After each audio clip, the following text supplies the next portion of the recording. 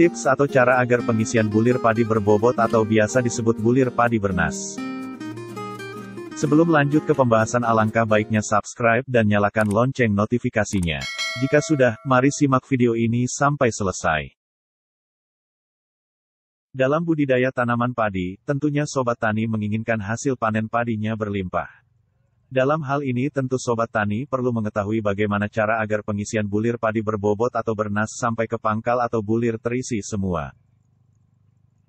Untuk itu saya akan berbagi pengalaman, semoga bermanfaat bagi Sobat Tani semua. Khususnya bagi petani pemula, simak penjelasannya sampai selesai, agar dapat memahaminya. Agar produksi padi maksimal, tentu perlu dilakukan beberapa penanganan khusus. Kebutuhan akan unsur hara harus terpenuhi dengan baik dan pengendalian OPT secara tepat. Bulir padi pun akan terisi secara optimal. Ada berbagai permasalahan mengenai bulir padi, misalnya anakan banyak dan malai panjang. Namun pengisian bulir padi tidak maksimal atau bulir terisi namun tidak bernas, produksi optimal tetap tidak akan tercapai. Untuk itu dalam pengaplikasiannya duet kebutuhan unsur hara tanaman secara lengkap disertai dengan pengendalian organisme pengganggu tanaman atau OTP secara tepat dapat mengoptimalkan pengisian bulir. Tidak hanya terisi, tapi juga padat atau bulir bernas. Dalam hal ini, pemupukan difokuskan untuk meningkatkan hasil, sedangkan pestisida untuk mengatasi serangan OPT atau organisme pengganggu tanaman yang secara tidak langsung bisa mempengaruhi peningkatan hasil. Kebutuhan unsur hara yang dibutuhkan tanaman padi bisa diibaratkan dengan kebutuhan nutrisi lengkap pada manusia. Jika manusia membutuhkan karbohidrat, vitamin, protein, dan mineral untuk menjaga kebugaran tubuh, padi pun juga demikian. Penggunaan fungisida dan pemberian pupuk dilakukan 2 kali, yaitu saat tanaman padi memasuki fase generatif dan saat malai padi sudah muncul semua. Dalam hal ini saya aplikasikan dengan penyemprotan. Pemberian fungisida berbahan aktif difeconazole dan azroxitrobin pada saat tanaman padi berusia 60 hari setelah tanam, 70 hari setelah tanam, 80 hari setelah tanam, juga tambahkan pupuk pelengkap, dalam hal ini saya menggunakan Sampurna B pupuk daun lengkap dan sempurna. Selain kebutuhan nutrisi, dalam proses pengisian bulir padi juga sangat dipengaruhi oleh adanya serangan hama dan penyakit terutama memasuki fase generatif. Pada fase ini, hama dapat mengurangi kualitas bulir padi, karena hama yang mengganggu saat keluar malai mengakibatkan pengisian bulir tidak sempurna, bahkan bisa mengakibatkan gabuk atau padi hampa atau kosong. Lalu, unsur apa yang paling berpengaruh bagi pengisian bulir tersebut? Yang paling berperan adalah kalium dan kalsium. Dalam pemupukan, kalium berperan dalam menjamin ketahanan dan kekuatan tanaman, merangsang pertumbuhan akar, dan meningkatkan kualitas bulir padi.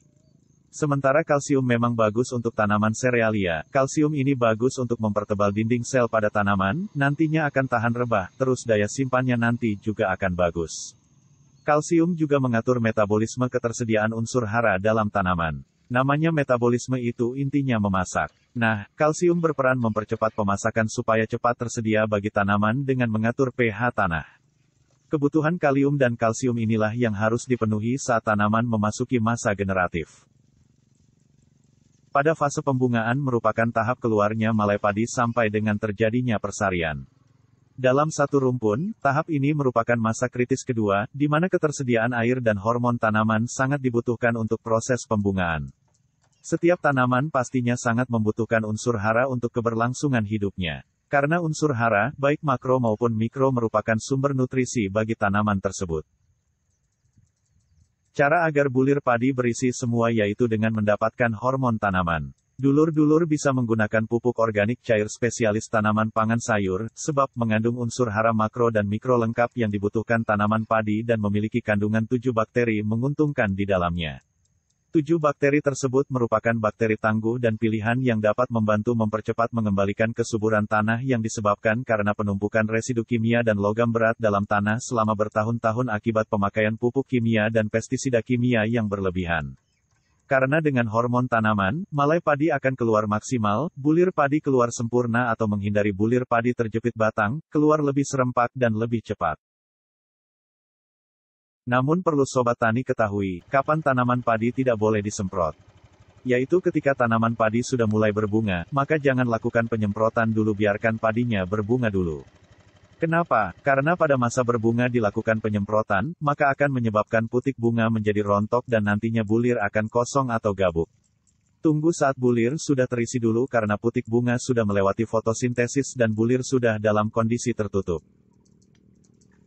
Demikian informasi tentang cara agar pengisian bulir padi berbobot atau bulir padi bernas, semoga bisa memberikan manfaat bagi kita semua khususnya bagi Sobat Tani. Terima kasih sudah menonton video ini dan mohon untuk subscribe, like, komen dan share-nya. Agar channel ini bisa berkembang.